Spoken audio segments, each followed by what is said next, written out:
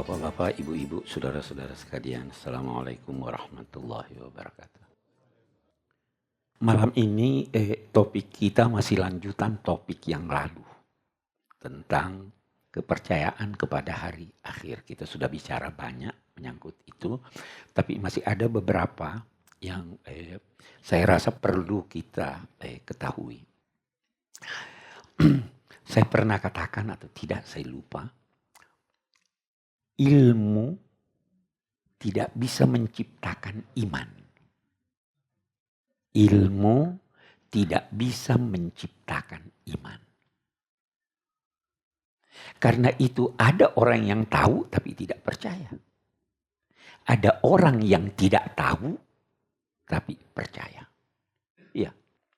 Ada profesor, saya pernah beri contoh di sini. Ada profesor dari Kanada, orang Kristen, Profesor Isa Bulata, mengajar mukjizat Al-Quran. Bagaimana ya? Itu. Ya kan? Ada kiai ngerti agama, menyeleweng. Namun demikian, walau ilmu tidak bisa menciptakan iman, tetapi ilmu bisa mendukung iman. Ya kan? Beda ya? Jadi itu sebabnya kata ulama dalam penjelasannya, nabi itu, ulama itu tidak menciptakan iman itu. Yang menciptakan iman itu Allah. Innaka la tahdi man ahbab. Yang menciptakan iman itu Tuhan. Nabi itu hanya benihnya sudah ada. Kita semua ini sudah ada benih iman dalam hati kita. Kullu mauludin yuladu alal fitrah. Tapi biasanya ini kotor. Nabi singkirkan itu kotor. Biasanya ini tidak disirami. Nabi menyirami itu supaya dia tumbuh. Tapi benihnya ada di dalam. Karena itu apa yang dipercaya tadi ada di dalam hati. Begitu meninggal atau menjelang meninggal ini terpisah semua kotoran-kotoran ini, muncul kepercayaan itu tadi. Gitu. Karena memang dasarnya sudah ada. Nah, ilmu bisa mendukung keimanan ini. Ilmu bisa menyingkirkan keraguan-keraguan yang ada. Sehingga iman itu semakin mantap. Kita melangkah. Ini kita lihat sudah ininya. Ilmu berkembang. Ilmu kita sekarang bisa jauh lebih mendukung kebenaran iman yang disampaikan oleh Al-Quran dan Nabi ketimbang ilmunya orang dulu. Ya kan? Jadi kita mestinya sebenarnya lebih percaya kalau kita mau. Saya lagi baca buku kecil. Ini ditulis oleh seorang guru besar mikrobiologi di Universitas Alexandria. Ada hal-hal yang menarik saya baca. Saya ingin sampaikan. Argumentasi Al-Quran tentang hari kebangkitan itu banyak. Salah satu di antaranya, ini di kitab kita baca Quran dulu, nanti kita lihat. Nabi Ibrahim bertanya, wahai Tuhan, bagaimana kamu menghidupkan yang mati lagi? Allah berfirman begini. Ambil 4 ekor burung, sembelih, cincang, campur aduk, ambil 4 wadah, campuran itu kamu taruh di sini, di sini, di sini. Lalu 4 wadah itu letakkan di atas 4 puncak gunung. Setiap wadah sudah bercampur daging-daging dari ke-4 burung itu. Baru setelah kamu letakkan di sana, panggil burung-burung itu. Tiba-tiba burung itu datang bergegas, dia lihat ini cincangan-cincangan berterbangan, masing-masing cari pasangannya. Bagus. Ini bagaimana nih? Dulu ulama-ulama tidak fahami ayat ini dalam pengertian tersebut.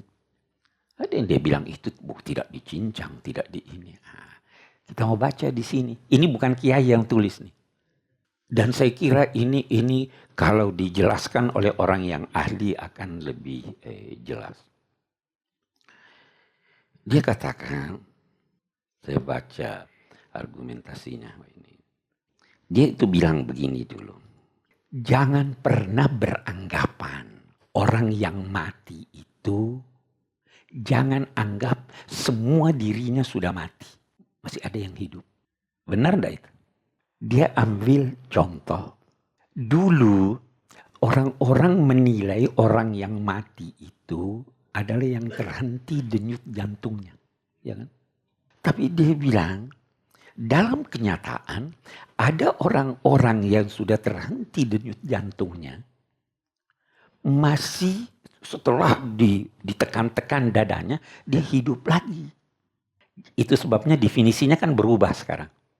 Nah, tapi dia bilang, ada seorang dokter, sangat terkenal dokternya, punya pengaruh yang sangat besar. Itu Alexis Carrel. Ini orang Perancis, peraih hadiah Nobel. Dia pernah ambil jantung binatang. Dia keluarkan dari binatang itu, dia pelihara di luar. Jantung itu hidup terus. Itu bertahun-tahun hidup sampai-sampai baru dia mati. Jantung itu tidak bergerak dan tumbuh. Baru dia mati setelah tidak diperhatikan waktu Perang Dunia Kedua. So, tidak ada yang ini, dia mati. Tetapi setelah itu ada lagi orang yang mencoba. Ternyata itu bukan cuma jantung yang bisa hidup. Tetapi jaringan-jaringan yang ada di sini itu bisa hidup dan bisa dipindahkan. Jadi dia berkata, jangan beranggapan orang yang mati itu sudah mati semuanya. Masih ada yang hidup. Saya waktu baca itu, saya komentari begini. Rasul Shallallahu Alaihi Wasallam bersabda bahwa semua bagian tubuh manusia itu akan punah kecuali ajabuzam, ujung ekornya. Itu yang dihidupkan. Dari situ dia hidup. Nah, kita baca dalam konteks ini yang ingin saya bacakan. Jadi dia katakan di sini, kalau ada satu orang ambil jaringan-jaringan dari suatu tubuh, bisa jadi kodok atau bahkan bisa jadi manusia, kalau kita mau lakukan itu, maka itu setelah dicampur, nanti akhirnya setelah diberi hidup, itu dia mencari teman-temannya sendiri. Nah, dia cari teman-temannya sendiri. Ya Allah, kalau begitu benar nih ayat ini yang bicara soal. Ya kan?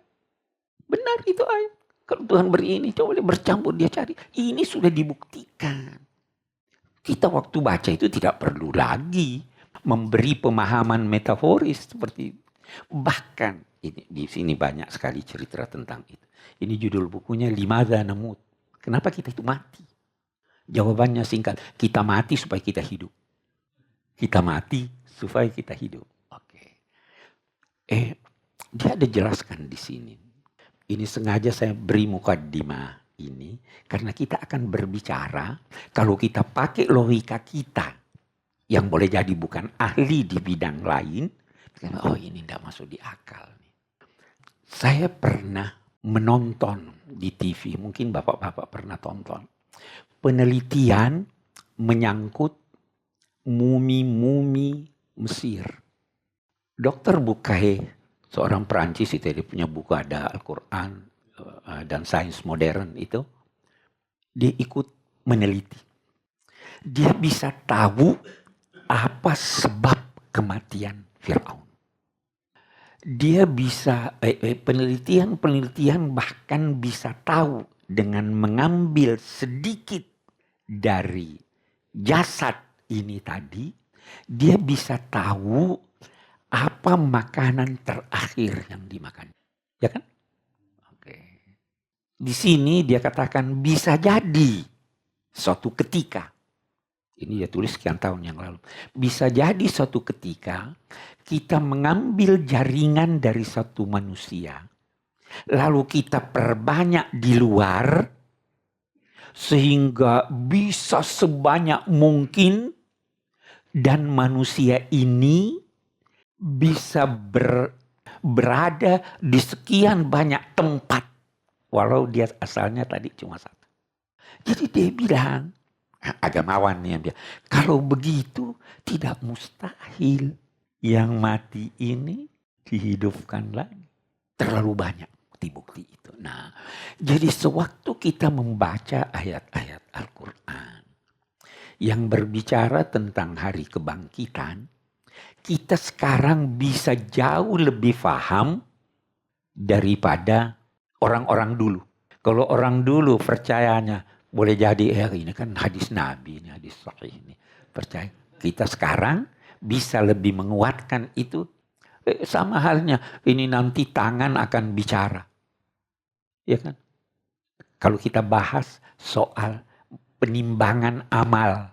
Kan amal ditimbang. Ini apa maksudnya nih amal ditimbang ini? Memangnya bisa ditimbang Anda punya ini? Kita bicara ada kehidupan di barzakh. Memangnya bisa itu? Gimana itu?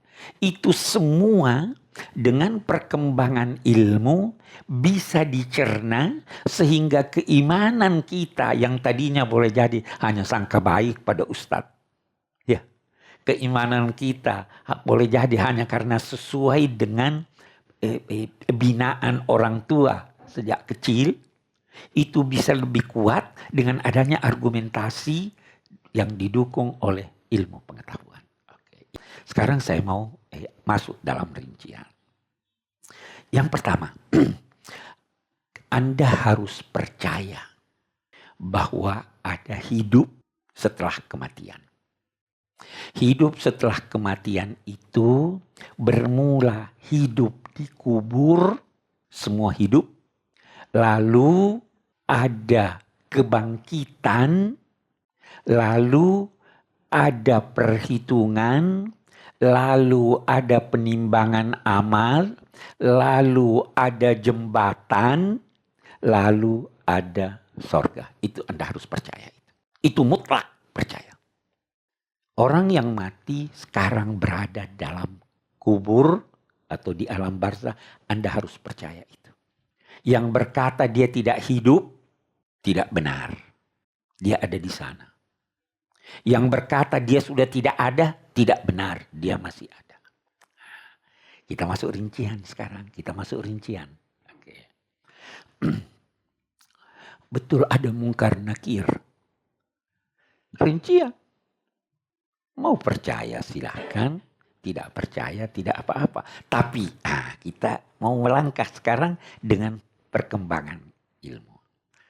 Kita ini sekarang ada berapa alam yang kita alami. Kita lihat ya. Saya bicara, Anda lihat saya. Ya kan? Dengar saya. Bagus. Ini alam nyata. Saya lihat Anda, Anda lihat saya. Saya lihat Anda lihat saya. Oh, ini teman saya nih. Ini saya tidak kenal. Ini orang baik. Oh, itu cantik. Ya kan? Itu alam Anda tahu atau tidak? Anda tahu apa yang di pikiran saya? Tahu enggak? Enggak tahu. Lihat. Tidak lihat juga. Anda lihat sosok saya. Anda tidak lihat pikiran saya. Ya kan? Kita ini berada dalam satu alam lagi yang berbeda dengan alam nyata ini. Kita ambil yang ketiga. Waktu Anda tidur, ada orang di samping Anda. Dia tahu apa yang Anda alami waktu tidur. Yang Anda alami waktu tidur ketika Anda tidur itu, Anda anggap benar-benar terjadi atau tidak? Waktu tidur. Itu alam lain lagi. Itu kita hidup di 3 alam sekarang. Waktu kita tidur, kita melihat hal-hal yang konkret menurut kita. Kita pergi ke tempat yang jauh, sejauh apapun konkret menurut kita. Tapi begitu kita bangun, kita tidak lihat apa-apa. Kita alami itu atau tidak? Itu alam kita. Satu sisi. Sebentar saya akan kembali ke sana. Untuk melihat ini, kita lihat begini. Apa yang kita lakukan? Kita ambil contoh dulu. Kita anggap dia dokter. Ada pasien, dia bedah. Dia bedah pasiennya.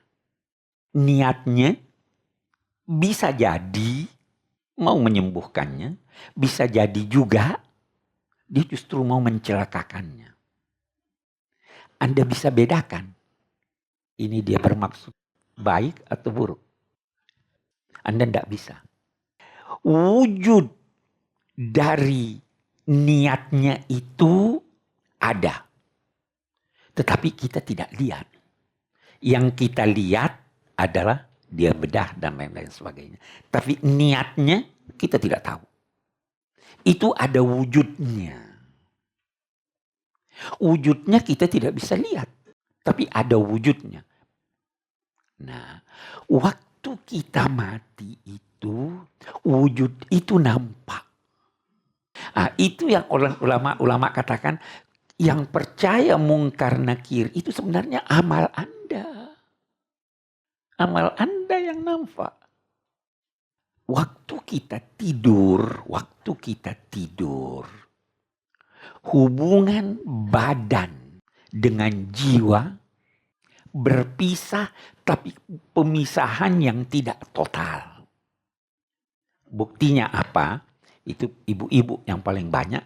Kalau anaknya menangis, dia dengar. Iya kan?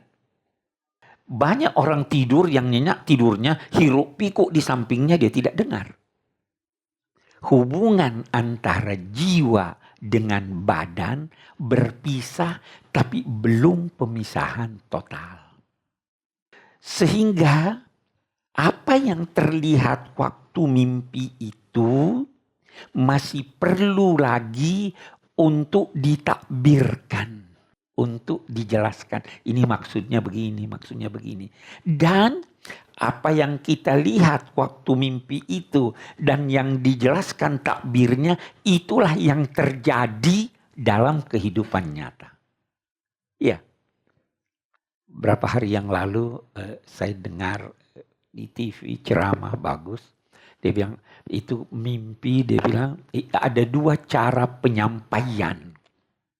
Bisa jadi penyampaian yang menyenangkan Anda. Bisa jadi penyampaian yang menyedihkan Anda. Walaupun isinya sama. Dia beri contoh begini. Dia bilang, ada satu raja mimpi giginya semua copot. Bagaimana ini penyampaian yang menyedihkan?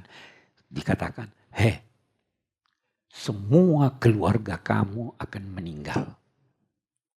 Menyedihkan. Nah, yang satu datang begini, kamu ini panjang umur, melebihi panjangnya umurnya keluarga kamu. Sama atau tidak? Sama. Tapi ini menyenangkan, itu takbir mimpi.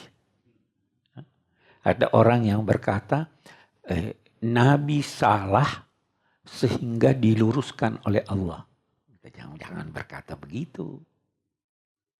Kita berkata, Nabi melakukan kegiatan yang kemudian dibenarkan dan disampaikan yang lebih baik oleh Allah. Beda itu.